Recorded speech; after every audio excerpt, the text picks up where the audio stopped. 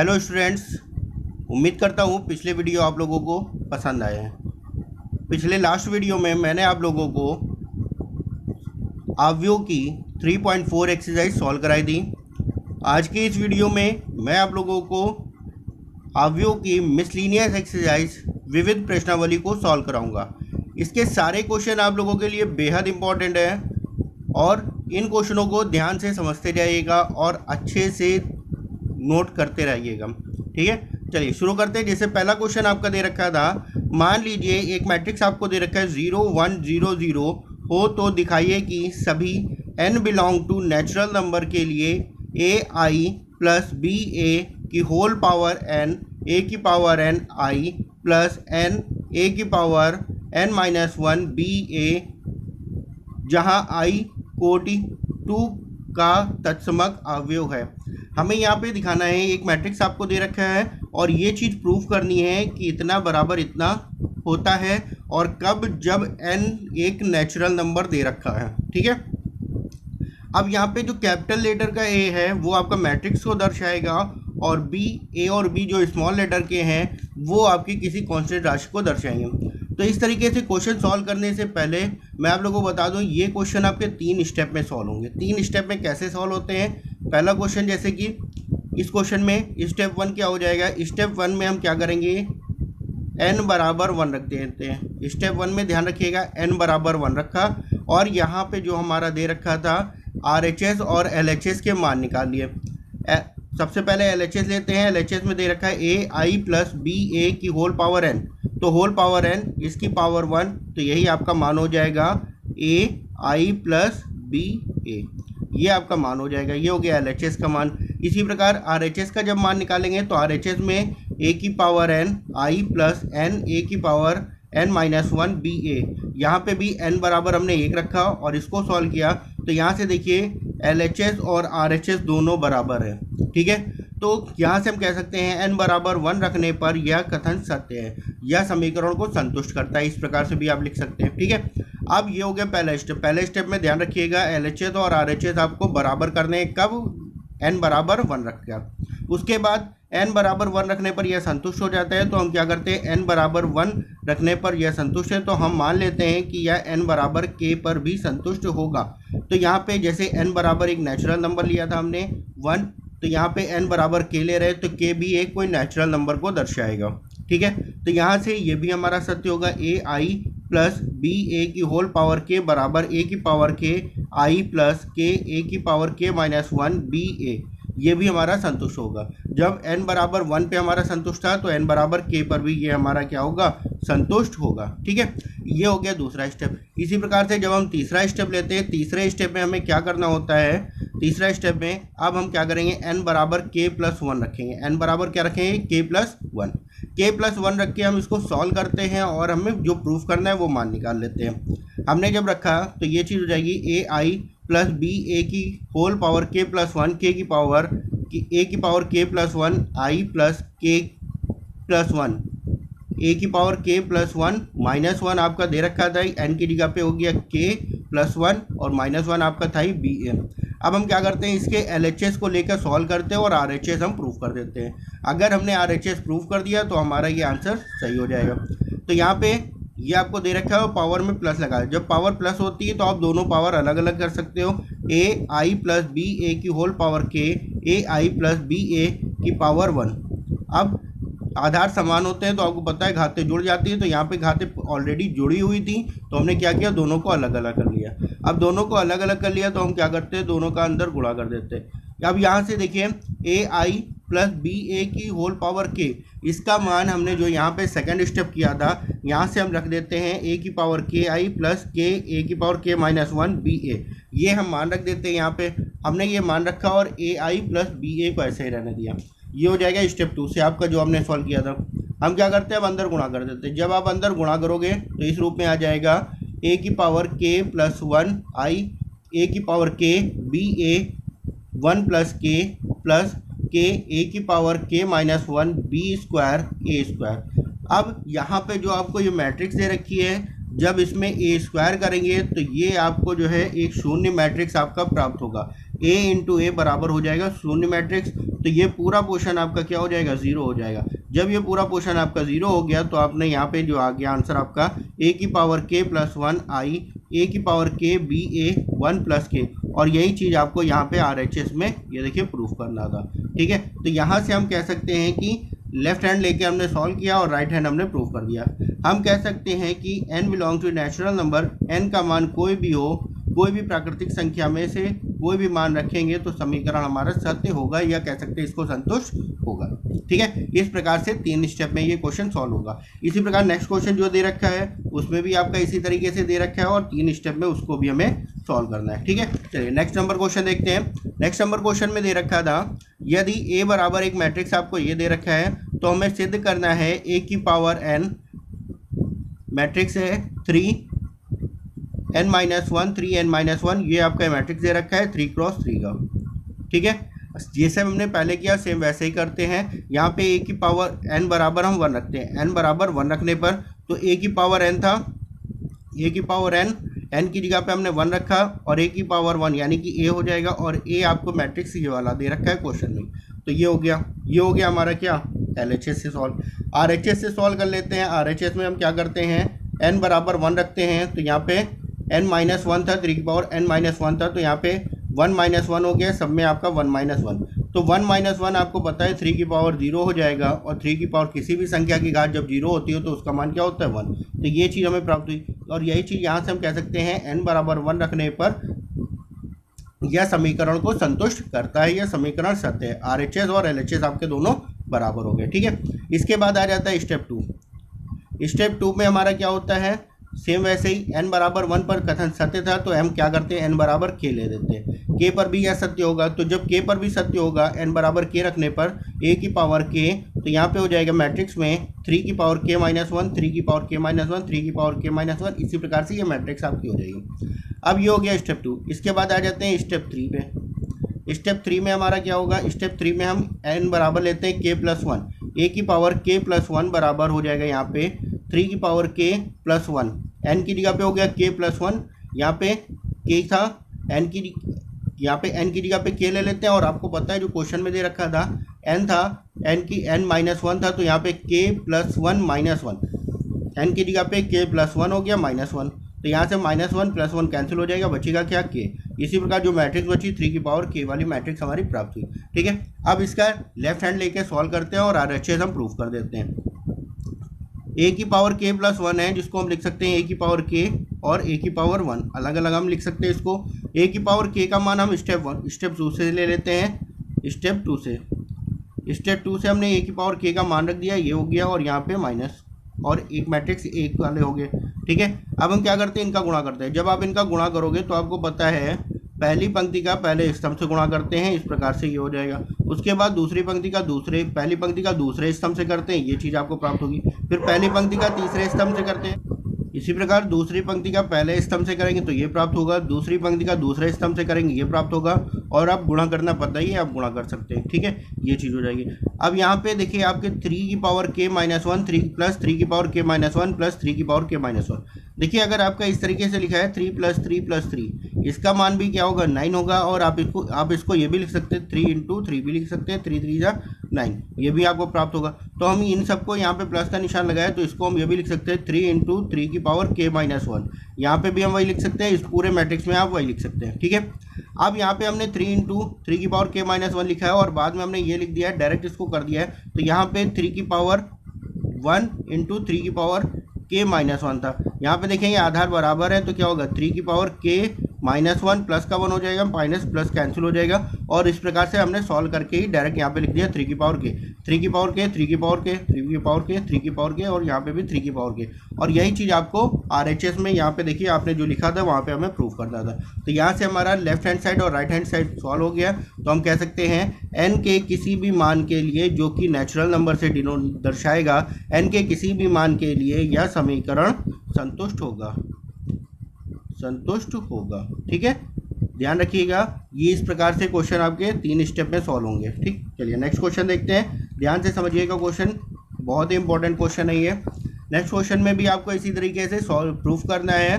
तो दे रखा है यदि a बराबर एक मैट्रिक्स दे रखी है 3 - 4 1 - 1, तो हमें प्रूफ करना है a की power n 1 plus 2n minus का 4n n 1 माइनस 2n।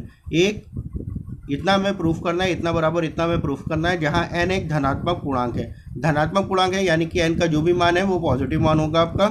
ठीक है, तो सबसे पहले स्टेप 1 ले लेते हैं। स्टेप 1 में हमारा क्या होगा, n बराबर हमने 1 रखा है, a की पावर n, a की पावर n, n की जगह पे 1, a की पावर 1 और a का मान आपकी क्वेश्चन में दे रखा है ये मैट्रिक्स। ठीक है, अब इसी प्रकार RHS में a की पावर n की जगह पे n बराबर 1 रख दिया, तो 1 प्लस 2 इंटू 1 माइनस का 4 इंटू 1 1 1 माइनस 2 इंटू 1। इसको जब हमने सॉल्व किया तो वही ये मैट्रिक्स प्राप्त हुई। तो यहाँ से कह सकते हैं RHS बराबर LHS, जैसे इसके पहले आपने सॉल्व किया। ठीक है, तो यह कह सकते हैं n बराबर 1 रखने पर समीकरण को संतुष्ट करता है। ये हो जाएगा स्टेप 2 में। स्टेप 2 आपका क्या हो जाएगा, स्टेप 2 में भी आपका ऐसे ही सॉल्व कर लेना है। n बराबर 1 पर समीकरण संतुष्ट है तो n बराबर k पर भी संतुष्ट होगी। तो a की पावर k यहाँ से हो जाएगा 1 प्लस 2k माइनस का 4k k 1 माइनस 2k, ये हो जाएगा आपका। इसके बाद स्टेप 3 हमारा आ जाएगा। स्टेप 3 में हम क्या करते हैं, n बराबर k प्लस 1 ले लेते हैं। तो n बराबर k प्लस 1 रखेंगे तो a की पावर n था, a की पावर k प्लस 1 हो गया, और जहाँ जहाँ n था वहाँ पे हमारा k प्लस 1 हो गया। इसको हमने सॉल्व किया तो यहाँ पे a की पावर k प्लस 1 बराबर हो जाएगा, a की पावर k प्लस 1 बराबर हो गया 3 प्लस 2k माइनस का 4k माइनस का 4k प्लस 1 माइनस का 1 माइनस का 2k, ये हो जाएगा आपका। ठीक है, अब हम इसके LHS को लेके सॉल्व करते हैं। LHS a की पावर k प्लस 1, इसको आप लिख सकते हैं a की पावर k और प्लस 1, a की पावर 1।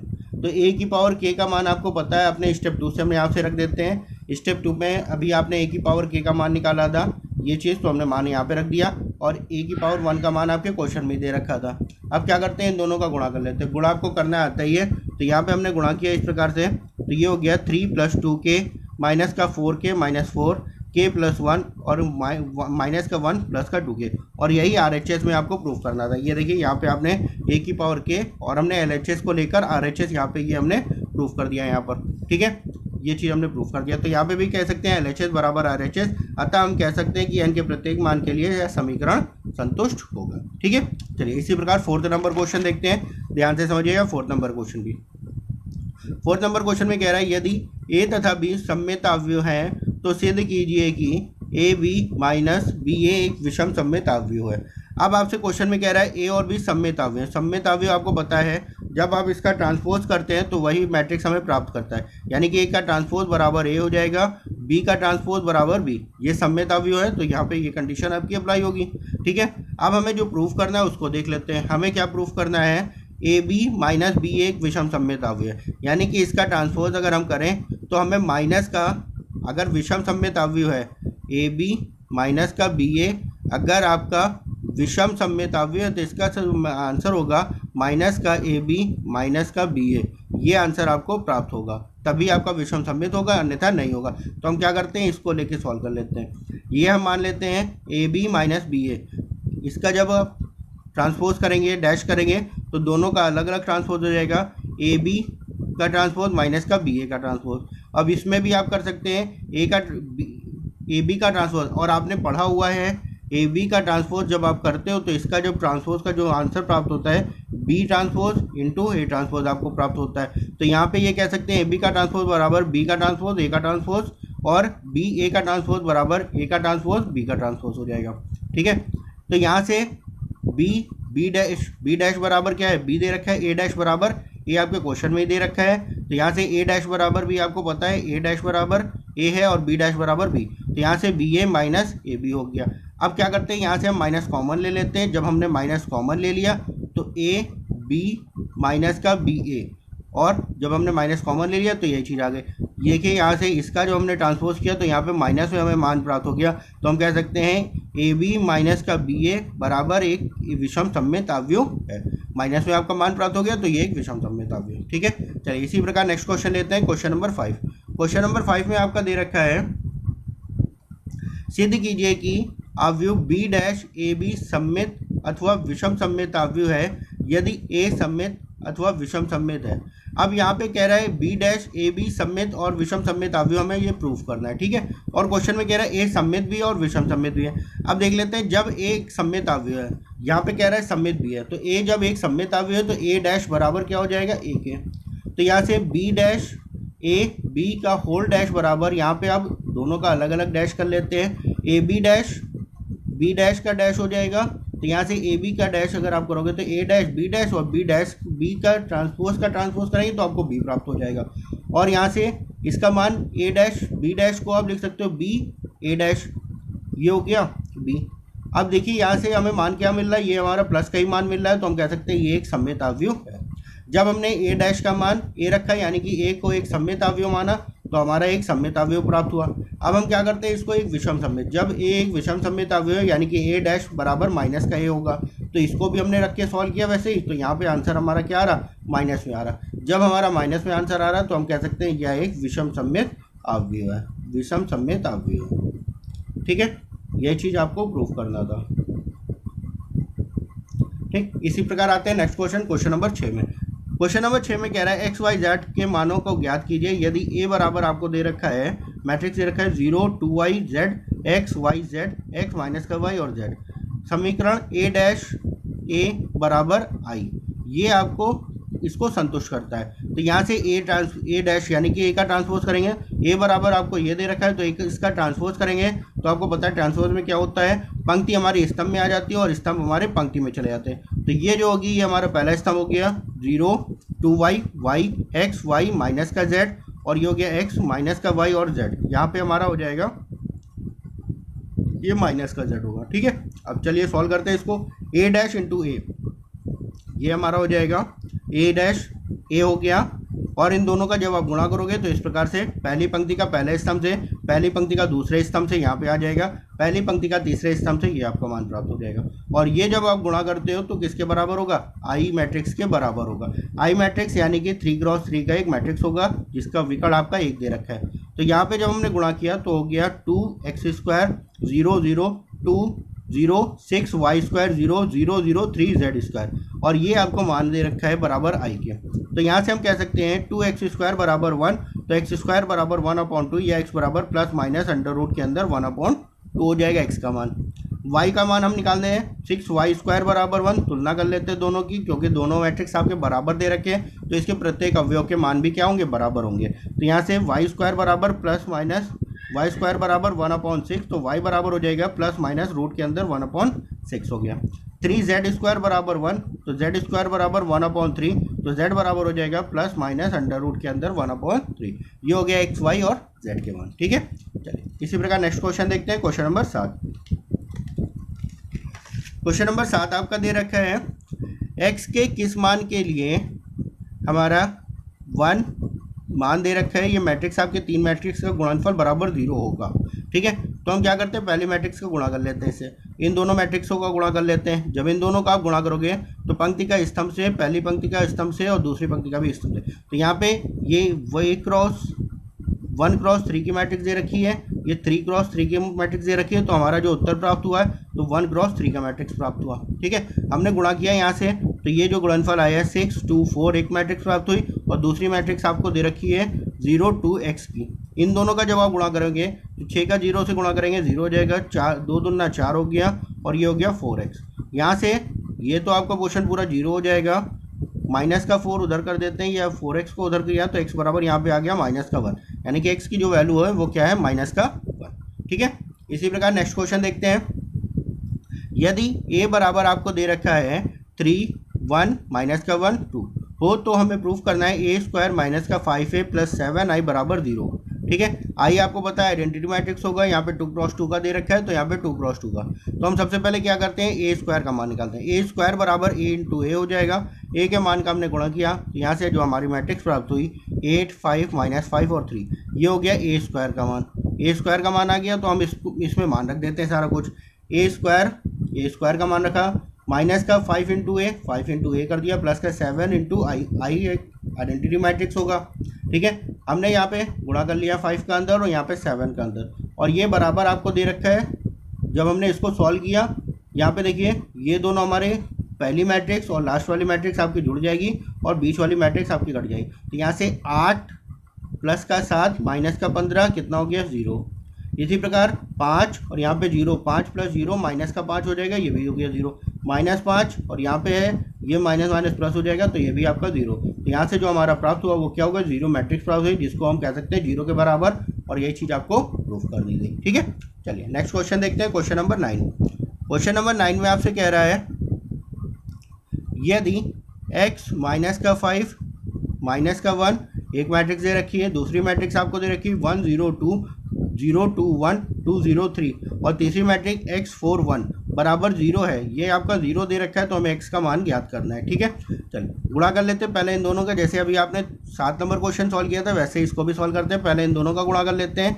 जब इन दोनों का गुणा करोगे तो आपको ये मैट्रिक्स मिलेगी x माइनस 2 माइनस का 10 2x और माइनस का 5 माइनस का 3, ये हो जाएगा माइनस का 8 हो जाएगा यहाँ पे, ये हो जाएगा 2x माइनस का 8, ये आपकी मैट्रिक्स यहाँ पे आंसर हो जाएगा। अब क्या करते हैं, इन दोनों का गुणा कर लेते हैं। जब इन दोनों का गुणा करेंगे तो यहाँ पे हमारा एक एक्स स्क्वायर सॉल्व किया, गुणा किया, ये बराबर 0 के, तो एक्स स्क्वायर बराबर माइनस का 48 हो जाएगा।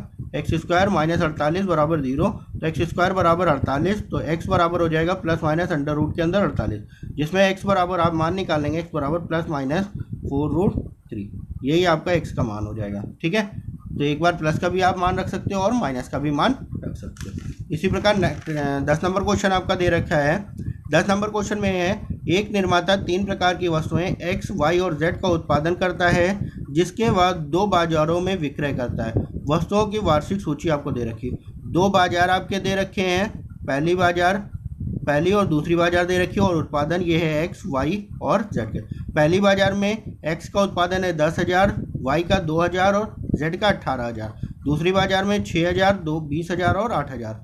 अब इसके 2 क्वेश्चन आपके दे रखे हैं। पहला क्वेश्चन आपसे कह रहा है यदि x, y, z में से प्रत्येक की इकाई का विक्रय मूल्य 2.5 रुपये, 1.5 रुपये और 1 रुपये है, तो प्रत्येक बाजार में कुल आय अवयव बीजगणित की सहायता से ज्ञात कीजिए। तो मान लेते हैं एक मैट्रिक्स A बराबर आपको दे रखा है, यहाँ पे इकाई जो उत्पादन की इकाई, तो ये इस प्रकार से हम इसका मैट्रिक्स बना लेंगे, पहला और दूसरा।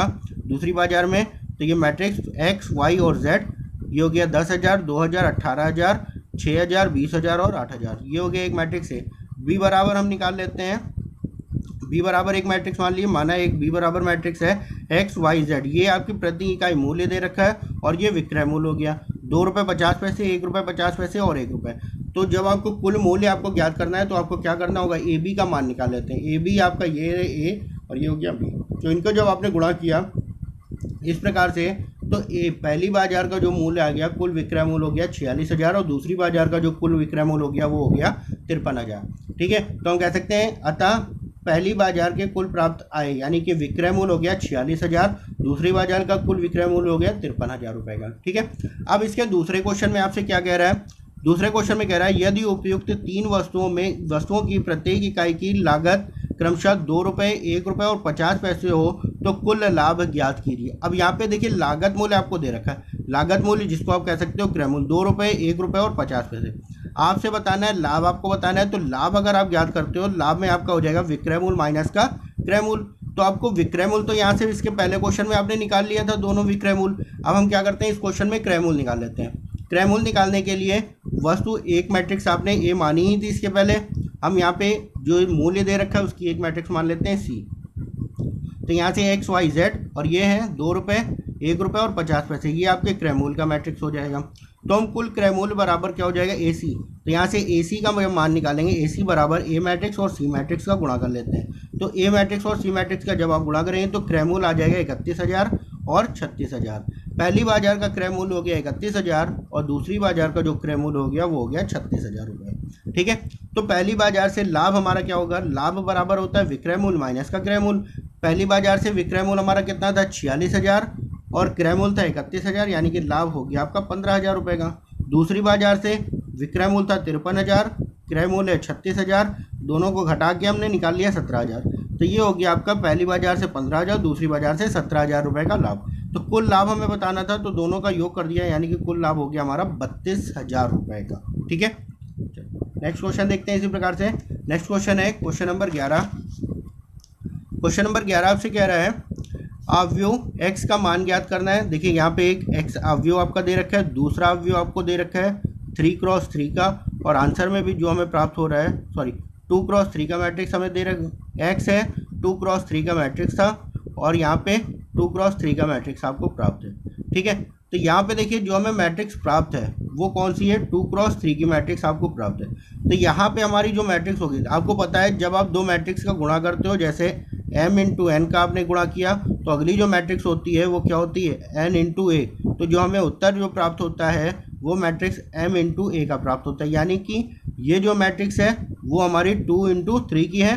तो ये जो मैट्रिक्स x कोई मैट्रिक्स रही होगी तो वो हमारी जो मैट्रिक्स रही होगी 2x2 की, तभी तो इसकी पंक्ति, इसकी स्तंभ और इसकी पंक्ति के मान बराबर होंगे, ये दोनों कट जाएगा, 2x3 का आपको मैट्रिक्स यहाँ पे प्राप्त होगा। ठीक है, इसी प्रकार से यहाँ पे हमने लिख भी दिया है, प्राप्त समीकरण में RHS में 2x3 कोटि का अवयव प्राप्त होता है और LHS में दिया गया अवयव 2x3 कोटि का है, इसलिए यह x एक अवयव जो है वो 2x2 का अवयव होगा। तो मान लेते हैं x बराबर है A B C D, एक अवयव आपके 2x2 का दे रखा है।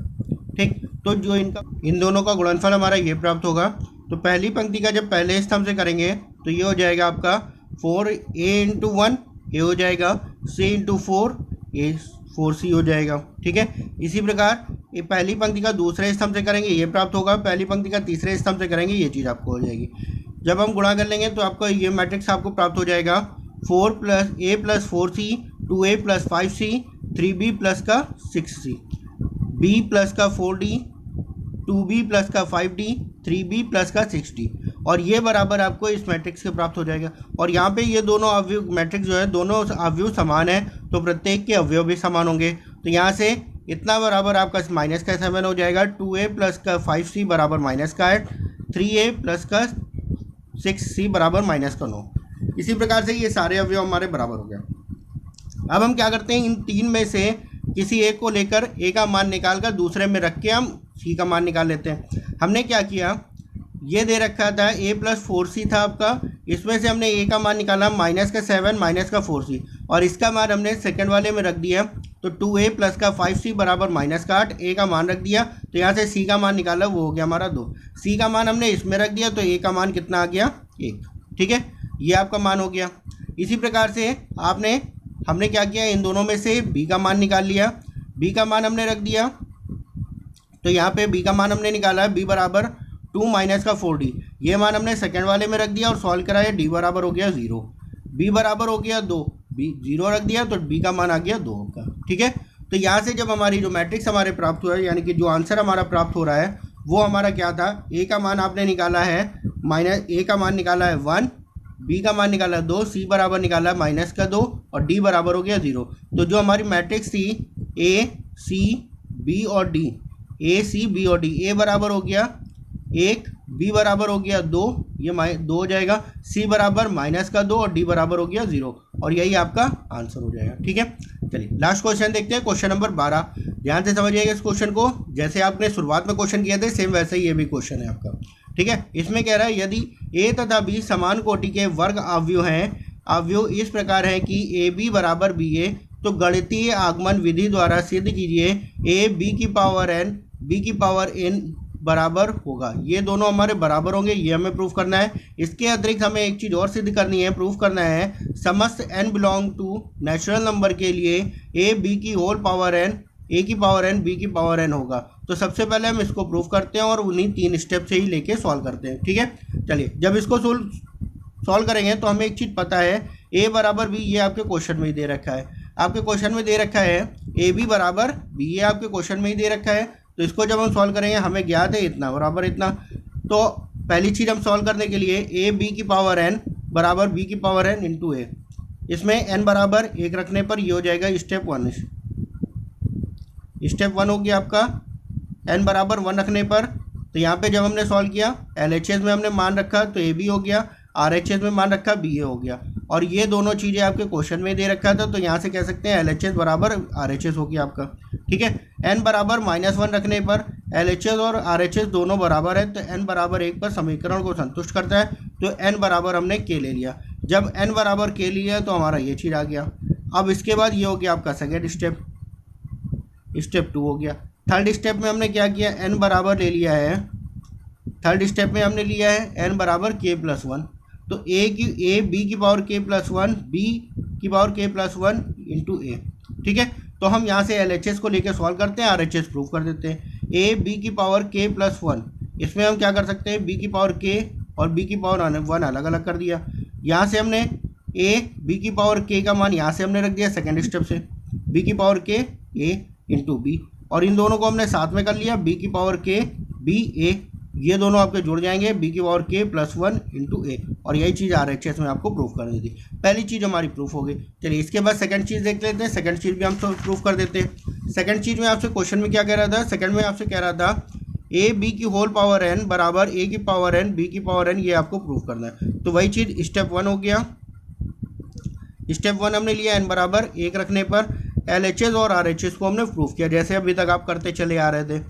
a की पावर ए बी का होल पावर 1 हो गया, जिसको ए बी लिख सकते हैं। RHS में भी a की पावर n b की पावर n a की पावर 1 b की पावर 1, जिसको आप ए बी लिख सकते हैं। तो ए बी बराबर ए बी, ये हो गया RHS और LHS आपके दोनों बराबर हो गए। n बराबर 1 पर यह संतुष्ट हो जाएगा, तो n बराबर 1 पर रखने पर ये समीकरण संतुष्ट हो रहा है। तो अब हम क्या करते हैं, स्टेप 2 हो जाता है। स्टेप 2 में हमारा क्या हो जाएगा, n बराबर k रखने पर, n बराबर k रखेंगे, a b की पावर a b की होल पावर k a की पावर k b की पावर k हो गया। ये हो गया स्टेप 2। स्टेप 3 ले लेते हैं। स्टेप 3 में हमने क्या किया, n बराबर k +1 रखा, n बराबर k +1 रखा, तो हमारा ये चीज़ आएगा a b की होल पावर k +1 a की पावर k +1 b की पावर k +1। ठीक है, अब इसको हम LHS को लेकर RHS हम प्रूफ कर देते हैं। LHS ध्यान रखिएगा, LHS को लेकर RHS आपको प्रूफ करना है। ठीक है, तो यहाँ से हो जाएगा a b की होल पावर k +1, इसको आप अलग अलग लिख लेंगे। यहाँ पे a b की पावर k दे रखा है, a की पावर k b की पावर k हो जाएगा, a की पावर 1 b की पावर 1। अब a को एक साथ ले लेते हैं, a की power k into a, b की पावर k इंटू b। तो यहाँ से आधार समान है तो घाते जुड़ जाएंगी, a की पावर k +1 b की पावर k +1, और यही चीज़ RHS में आपको प्रूफ करना था। तो यहाँ से कह सकते हैं LHS बराबर RHS हो गया। तो यहाँ पे हम लिख सकते हैं n belong to natural number, n का कोई भी नेचुरल नंबर मान रखने पर यह समीकरण को संतुष्ट करेगा, समीकरण को संतुष्ट करेगा। ठीक है, चैप्टर 3 आपका फिनिश हो गया है। उम्मीद करते हैं सारे वीडियो आप लोगों को पसंद आए होंगे और आपने लोगों ने इसके नोट भी तैयार कर लिए होंगे। ठीक है, नेक्स्ट वीडियो में नए चैप्टर के साथ आप लोगों से मुलाकात होगी। Okay, thank you.